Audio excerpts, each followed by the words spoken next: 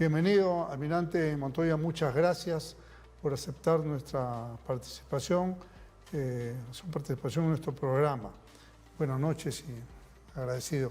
Y la primera pregunta, cuéntenos cómo usted llegó a la lista que encabeza Rafael López Aliaga como número 1 por Lima. ¿Cómo entra usted a la política? Porque usted era un vocero reconocido de, digamos, el sector de la Fuerza Armada, así se le consideraba.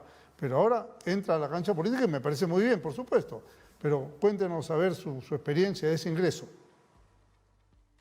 Buenas noches, Jorge. Muchas gracias por la invitación y por sus palabras. Encantado, gracias. El año pasado la pandemia a todos nos hizo reflexionar mucho sobre muchas cosas. Y yo me convertí en un observador de la situación, cómo se estaba presentando, qué manejo tenía el gobierno de los elementos que tenía a su alcance para combatir la pandemia. Y me di cuenta de que estaban con un grado de incapacidad absoluta. Nada de lo que hacían daba resultados positivos. Empezando por la primera cuarentena que mandó, que fue la más larga de toda la región, sin ningún resultado positivo, por un desconocimiento de la realidad. Entonces me puse a pensar que todavía tenía yo experiencia, mejor dicho, que tenía experiencia y tenía todavía edad como para poder participar en política, ordenar un poco los rumbos torcidos que tenemos ahora último en estos gobiernos. Y justo en esos momentos de decisión se presentó la figura de Rafael López Aliaga, que le invita a participar de su partido, que estaba recién terminándolo de rehacer. Eso fue en el mes de agosto. Así fue como acepté participar con él por sus cualidades personales, de honradez, de un gerente eficaz y de un hombre con capacidad de creación de dinero increíble. Yo dije, esta es la combinación perfecta para poder reubicar el país en la posición que le corresponde y volverlo a hacer caminar. Y así fue como me decidí entrar. Ya han pasado varios meses y no sé cómo, hasta ahora no me explico cómo estoy acá, pero estoy. Bueno, pero está muy bien, porque fíjese, yo siempre he pensado que los miembros de las Fuerzas Armadas, de la Policía Nacional, pasan a retiro relativamente jóvenes. Y bueno, y son las leyes pues, que hay que cumplir, no hay nada que hacer.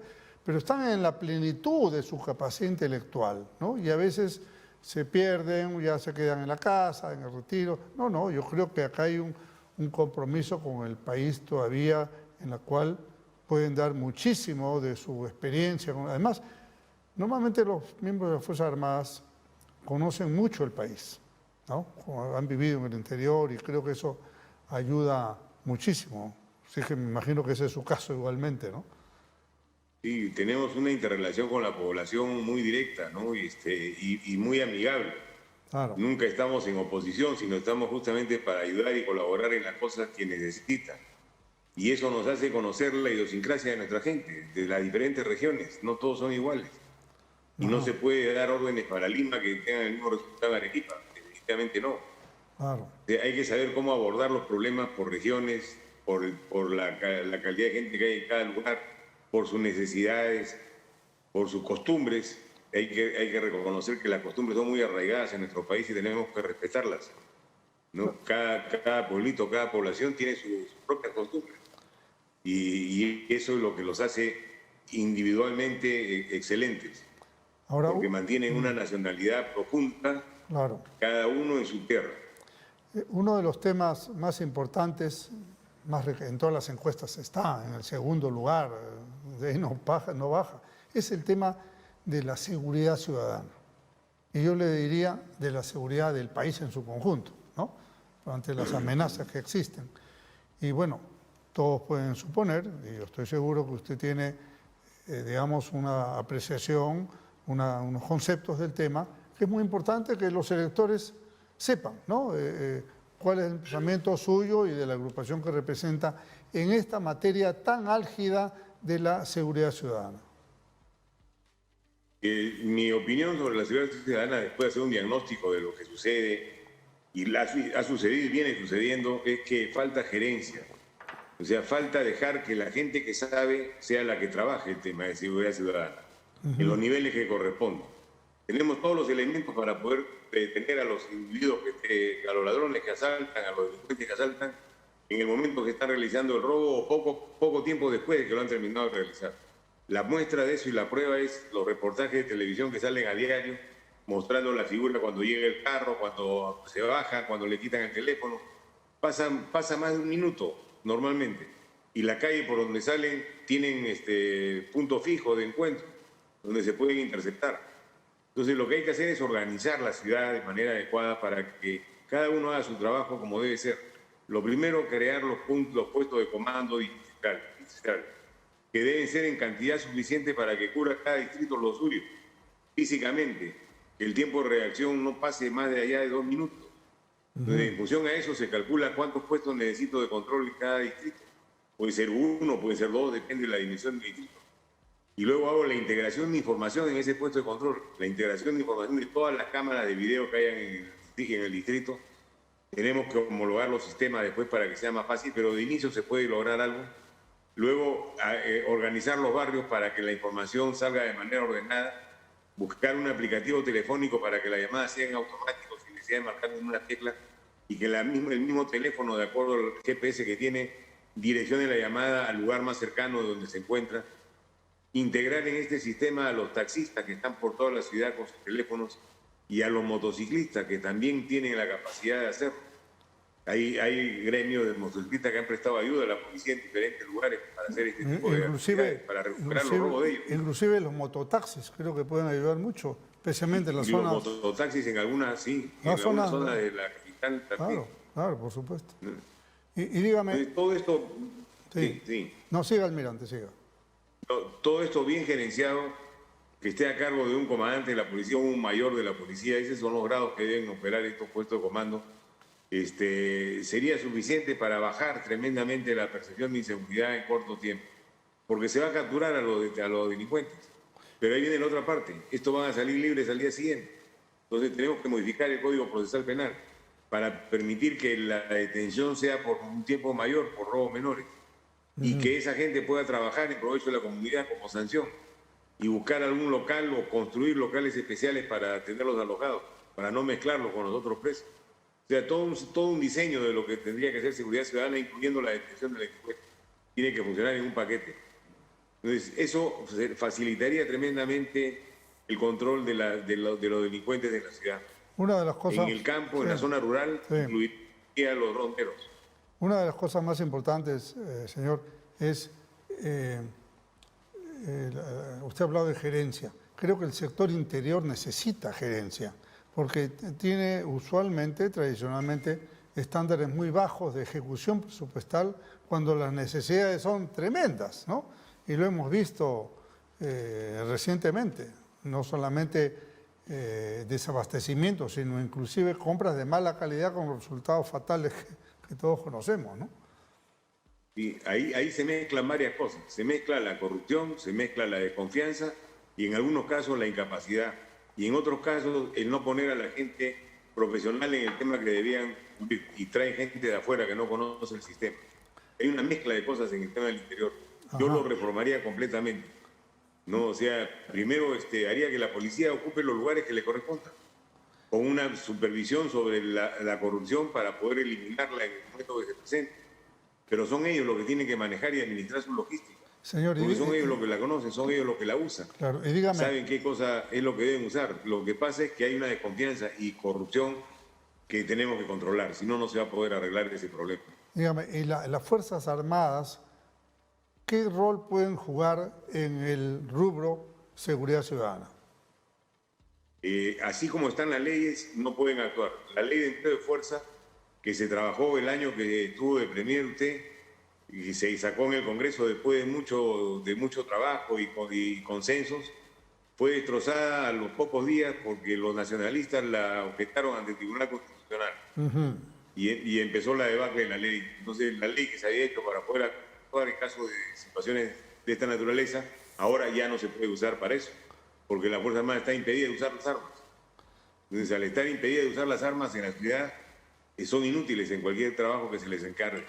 Hablando del uso de armas, también en el Congreso aprobamos una ley que se llamaba de protección policial, pero también alcanzaba la Fuerza Armada, para cuando en el uso reglamentario del arma, ¿no?, en defensa propia o en defensa de la sociedad, pues los miembros de Fuerzas Armadas y Policía Nacional no cargaran con responsabilidades penales, que a veces un policía interviene y tiene que pagar hasta sus balas y encima le mete un juicio, ¿no? O en caso de miembros de Fuerzas Armadas igualmente. Y hay algunos sectores acá que, reacios a esta posición, pretenden derogar la ley, empezando por la señora presidenta del Congreso, que usted sabe viene del Frente Amplio, y quieren derogar una ley que más bien protege a la policía y a los miembros de las Fuerzas Armadas. Eso no debe suceder, tenemos que evitarlo. Y después también modificar la ley de empleo de fuerzas porque ha sido vulnerada con los reclamos que hicieron ante el Tribunal Constitucional de la Fuerza Armada. Sí.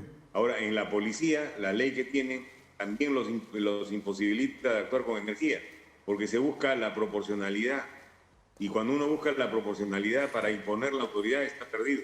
El que impone la autoridad tiene que ser más poderoso que al que se la va a imponer. Lógico. Si buscamos proporcionalidad, perdemos. Eso es muy importante, porque justamente la ley que yo le decía, la ley de protección policial, que fue de mi autoría y mereció una aprobación plena, elimina ese concepto de proporcionalidad. La proporcionalidad está bien cuando un civil se defiende de otro, pero cuando la autoridad que está por encima del delincuente, no puede ser el policía proporcional al ataque de un delincuente de ninguna manera. Por eso esa ley hay que defenderla.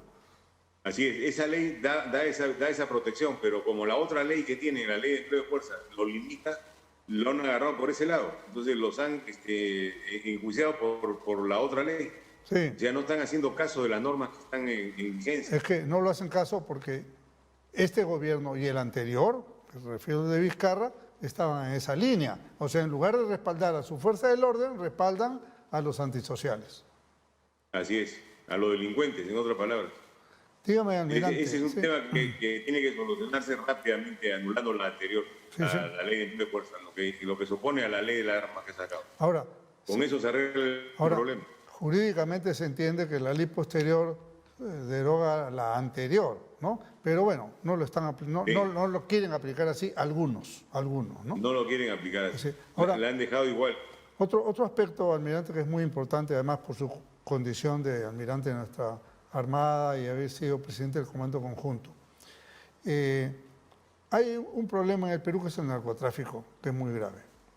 Y los puntos de salida son los puertos. Habla mucho de Paita, en el Callao también no es menos. Entonces, esto no significa que es solamente el único lugar de salida. Pero, ¿cómo está en la Marina o la Fuerza del Orden preparadas para combatir ese problema en los puertos y en el mar? A ver, denos su punto de vista. Sí, ahí hay un trabajo de inteligencia que tiene que hacerse, que se hace con mucho cuidado y con mucho profesionalismo. El asunto está en que no es tan fácil encontrarlo, porque salen cientos de toneladas por los diferentes puertos que tenemos y en diferentes modalidades. Una directamente con los almacenes de aduanas, a través de los contenedores, otra directamente en los puertos a través de alijos en el mar, por embarcaciones. Entonces, para que tengan una idea, hay un movimiento de 40.000 embarcaciones al día en el mar, en toda la costa del Perú. Entonces, es un montón de embarcaciones, es muy difícil tener control absoluto del tema. Otro punto pero se hace el trabajo y hay éxitos que se consiguen. Y el otro tema es que a veces se necesita saber a dónde llega la droga. Entonces no se detiene en el país, sino en el siguiente puerto. Hay otro punto que quiero preguntarle, señor. Mucha gente se pregunta, ¿por qué no se puede acabar con el problema del narcoterrorismo en el Braen?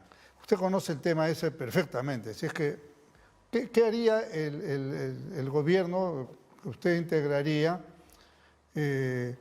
para terminar con ese problema? No digo combatirlo, sino combatir y terminarlo.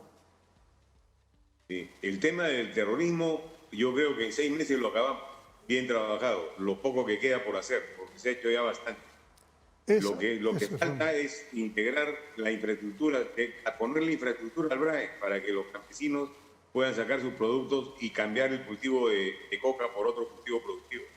El tema del narcotráfico es el problema más serio en el BRAE. Ese es un problema así que te va a tomar mucho más tiempo, pero el Estado tiene que intervenir completo. Todos los sectores de manera transversal tienen que entrar. ¿Para qué? Para dar infraestructura, de repente valor agregado en el lugar a la industria agrícola o de la fruta. Hay muchas cosas, muchos productos que se pueden sacar de ahí que harían muy rentable la vida de los agricultores que están en la zona y no necesitarían cultivar coca. Es muy importante, señor. Usted entonces nos está planteando, en 6 meses el gobierno del señor López Aliaga puede terminar con este fenómeno político y violentista, ¿no? Si es que, con el terrorismo, sí. Sí, perdón, disculpe que tenemos que cortar brevemente porque hay un tema de una franja electoral que cumplir y volvemos de inmediato. Yeah. Volvemos con el almirante Montoya y ha dicho una cosa muy importante. En 6 meses el gobierno que él integraría eventualmente acabaría con el tema del Brain. Y esto lo digo una pregunta de los más serios temas que tiene el Perú. El Brain está vinculado a los remanentes de Sendero, pero a la actividad muy potente del narcotráfico que termina saliendo por los puertos de esta forma así dispersa y difícil de controlar. Pero hay mucha gente, o sea, hay miembros de Fuerzas Armadas, Policía Nacional, muchas vidas perdidas. Se sabe que no son muchos, pero es una selva intrincada, montañosa, es dificilísimo. Pero yo creo, señor almirante, que con tecnología, con recursos y con decisión política se puede acabar con el tema de Brain. Ratifíquenos y denos más detalle de ese punto que me parece que es fundamental. Y yo apelaré a la memoria. El gobierno del doctor Alan García, que usted integró, sí, fue el gobierno que tuvo la voluntad política de reiniciar la lucha para eliminar el terrorismo del Brain. Estuvo paralizado durante todo el gobierno de Toledo. Pusimos en la agenda nacional ese tema, es cierto.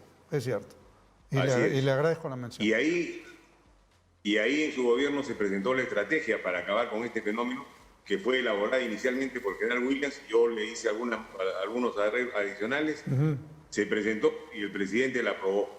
Esa es la estrategia que se ha venido aplicando, variaciones más o menos reducidas de lo que se tiene que hacer. Y se calculaba, en esa época no teníamos inteligencia, no teníamos personal en la zona, tuvimos que reconstruir todo, no había nada. Y se dijo que en 5 años debíamos estar en condiciones de empezar a operar, y así ha sido.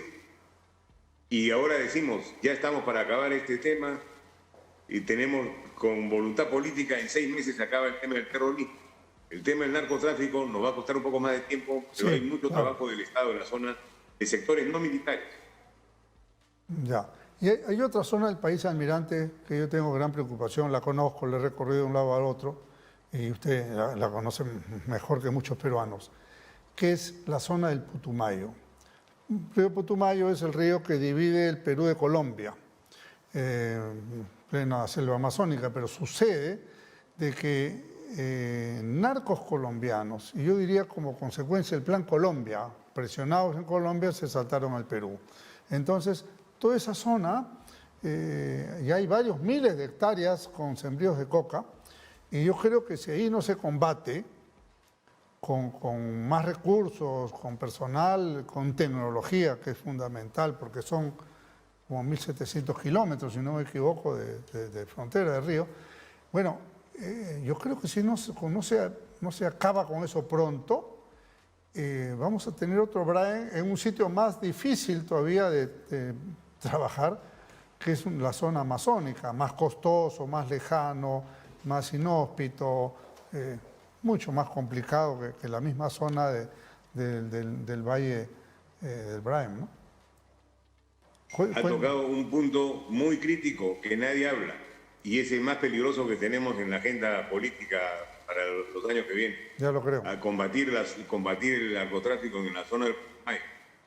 Porque acá tiene la intervención de un país extranjero. Los colombianos entran a nuestro territorio como en su casa, ¿no? Y convencen a los campesinos para el sembrío de coca y después hay un tráfico fuerte en la zona. El territorio es inmenso.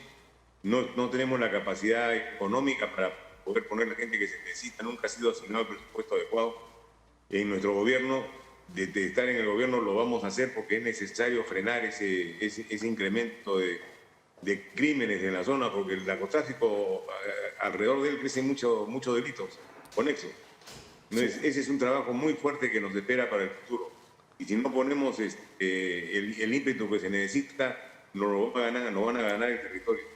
Sí, porque es una zona muy complicada. Y complicadísimo. definitivamente se produce coca y se saca hacia Colombia. Claro, todo el Putumayo, una parte del Amazonas, el Río Yavarí, la verdad, es una zona complicadísima. Viven miles de peruanos, pero están un poco a la merced de estas bandas que van entrando. Es un problema, la gente de Lima no lo ve, ¿no? Y como usted dice, es casi un tema no tocado, pero es fundamental que ahí se tome, y tal como usted dice, si no me equivoco, usted me corregirá, en el Putumayo, que tiene más o menos 1.700 kilómetros, solamente hay 3 puestos, ¿no? Huepí, El Estrecho Sí, y el tercero que está por Caballococha. ¿Y qué más? No hay más, ¿no es cierto? No hay... En toda esa extensión de territorio hay más o menos 3 puestos y no hay gente. O sea, la gente que está en cada puesto es reducida. Claro. La logística para llegar a esa zona es complicada. No se usan todavía las barcazas por los ríos Sí. porque no hay la cantidad de helicópteros suficiente para hacer el trabajo. Hay que hacer helicópteros, drones, o sea, toda esa misma tecnología que se requiere en Efraín se requiere acá también. Me parece que es fundamental. Sí. Porque si no, Fundamental. Ese es un trabajo, pero muy fuerte. si no se corta rápido, esto se va a convertir en otro foco peligrosísimo y mucho más grande que el Efraín, porque el Efraín es un... Claro, la alerta ¿no? se daba hace años. Y, Sí. Bueno, sí, más grande que el Braille, mucho más grande. esto, fíjese, un dato, almirante, porque usted estoy seguro que llegará al Congreso. Nosotros aprobamos una ley que redujo para los departamentos de frontera las exoneraciones tributarias, ¿ya? Entonces, parte de estas exoneraciones, y eso fue un planteamiento que hicimos desde la Comisión de Defensa, fuera un porcentaje de esta exoneración, el monto exonerado, el gobierno central se lo da en un solo cheque al gobierno regional, ¿ya? Así es la cosa. O sea, no tiene exoneración las empresas, pero la plata queda en la zona. Y un porcentaje de esa zona va a la defensa nacional. O sea, los departamentos de Loreto, Madre de Dios, Ucayal, en fin, tienen que poner a disposición de las Fuerzas Armadas justamente para hacer estos equipamientos que me consta que carecen, ¿no? Como también se carece de buenos colegios o de postas médicas de calidad. El Perú tiene que poner atención a esta zona que es muy poco atendida en general por el Estado. Cierto. Sería ideal que se pueda usar ese presupuesto de manera adecuada porque las Fuerzas Armadas necesitan presupuesto adicional para trabajar ahí. Y como las distancias son tan grandes, si no se cuenta con helicópteros, vehículos aéreos, estamos muertos, no avanzamos. Yo le expliqué esta ley a varios ministros de defensa y jefes de comandantes generales, pero lo que tiene que hacer el Ministerio de Defensa es pedirle a los gobiernos regionales, deme usted el porcentaje respectivo, y punto. Pero yo creo que eso no se ha producido, y la verdad que es indispensable porque todos sabemos que los recursos de las Fuerzas Armadas son sumamente limitados en estas circunstancias, ¿no? Y hábleme usted, para ir cerrando el tema, ¿cuál es la situación de la Fuerza Armada y cómo ve usted o qué cosa cree que es lo que tiene que hacer el gobierno respecto a las Fuerzas Armadas? Y con todos los líos que hemos tenido últimamente de cambio de presidentes y con la pandemia se han olvidado las Fuerzas Armadas de lo que se necesita realmente. En el gobierno de Kuczynski se presentó el nuevo diseño y estructura de fuerza, que fue trabajado por el Comando Conjunto durante 4 años. Ya. Eso fue aprobado por el presidente Kuczynski y su gabinete en el año 2017, si no me equivoco, pero no asignaron presupuesto. O sea, aprobaron la conformación de la fuerza como debía ser, pero no asignaron ni un sol de presupuesto para iniciar el plan logístico de completamiento de la fuerza. Eso tiene que hacerlo el gobierno que entra sí o sí, porque ya las cosas están llegando a su límite de obsolescencia. Las fragatas en la marina, los submarinos, ¿no? Algunos aviones, en el ejército sus tanques, armamento menor, en la Fuerza Aérea los aviones. O sea, necesitamos una renovación completa. No para hacerla de un día para otro, porque eso es imposible, pero sí en un plan de 10 años por lo menos. Pero tiene que empezarse en este gobierno, en el gobierno que entra. Ya no hay plazo de que lo podemos dejar para el siguiente. Los buques tienen 50 años de edad casi. O sea, están llegando ya a límites nunca antes alcanzados. Esto puede generar accidentes serios. Por supuesto, por supuesto. Pero el debilitamiento estructural se presenta y el buque se puede hundir. Sí, Eso es lo que puede pasar. tenemos Entonces, una fuerza aérea con aviones en tierra, ¿no? Que no pueden volar mucho, ¿no? Y la Marina, evidentemente, por ejemplo, gran parte del problema del narcotráfico, del control pesquero en alta mar, dentro de 200 millas, es porque se requiere más equipamiento naval para poder controlar eso, evidentemente. así es. Y los gastos adicionales que han habido con la emergencia del niño y con la pandemia no han sido renovados a la Fuerza Armada, no se les ha completado. Ahora, Ha sido un desgaste completo. sí, y me imagino que va a ser difícil dada la crisis en general del país, pero eh, usted conoce muy bien este tema que le voy a hablar. Nosotros intentamos, impulsamos un proyecto de ley para que por ley se aprobara la realización por el Estado de contratos offset para equipamiento de la Fuerza Armada. Y eso está allí, en la Comisión de Defensa, porque posiblemente usted vaya a integrar. Si es que, explíquenle un poco a la gente qué implica, qué cosa es ese contrato offset, de qué se trata y cómo puede servir sin gastar los recursos de hoy, sino más bien pensando en el futuro. Claro, ese es un tema importantísimo y no lo hemos tocado en la campaña, la verdad, porque explicarlo a la gente es complicado, por eso creo que no lo hemos querido tocar. Pero el tema de OPSE es una solución para nuestro país, para la repotenciación de nuestra Fuerza Armada. Porque ¿cómo funciona este sistema? Si yo le compro a un país un buque de 300 millones de dólares, el país estaría obligado a que sus empresas inviertan en el Perú una cantidad similar, 300 millones de dólares en inversión en industrias, en otro tipo de eventos Claro. que no necesariamente tienen que ser militares. Entonces se hace un desarrollo conjunto. Lo voy equipando y a la vez voy obteniendo inversión extranjera dentro de nuestro territorio para progresar. Con el programa de carreteras que tenemos, por ejemplo, podría usarse. Claro. O sea, hacemos adquisiciones militares por unos valores X y eso lo reproducimos en inversiones en carreteras para el país. Carreteras O sea, esa es una ley que muy bien hecha y que nos puede permitir ver una luz al final del camino para poder repotenciar nuestras Fuerzas Armadas. Una cosa que también, eso que usted dice, almirante, es muy importante, su voz es autorizada y espero que la presencia suya, eventualmente del almirante Cueto, del general Williams, que son altos jefes militares que van a llegar al Congreso porque están en puestos expectantes de las listas, puedan concretar esta norma. Es muy importante. Y quisiera terminar con una cosa que también yo tengo mucho orgullo de haber sacado adelante, que es la ley de la ciberdefensa. El presidente Vizcarra nos observó absurdamente la ley de la ciberseguridad. Por eso tenemos tantos problemas de robos en bancos y los cajeros automáticos y en las redes. Pero sí se dio la ley de ciberdefensa y entiendo que fue la Marina precisamente, que tiene un buen equipo de defensa, como lo tiene el Ejército y la Fuerza Aérea y también, por supuesto, los sistemas de inteligencia.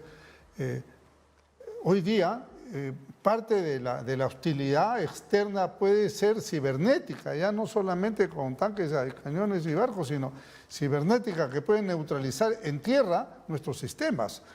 Cuente un poco esa parte y creo que una buena tarea sería seguir ampliando estos temas de la ciberdefensa y llevar adelante la ley de ciberseguridad, almirante, que está a un paso, o sea, está para insistencia el Congreso para sacar adelante la ley de ciberseguridad.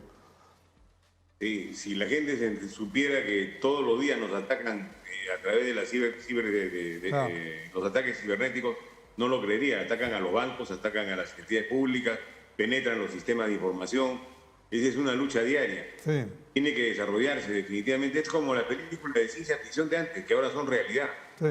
O sea, sí, claro. desde un computador puedo destrozar el sistema de defensa de un país. Claro. ¿No? Empleando los hackers, los famosos hackers. Acá no hay la inversión no es muy grande realmente, porque está en la mente de las personas. Tenemos que conseguir gente con capacidades especiales, que las hay, ¿no? Entrenarlas, sentarlas en una máquina y empezar a trabajar. Eso es parte del problema.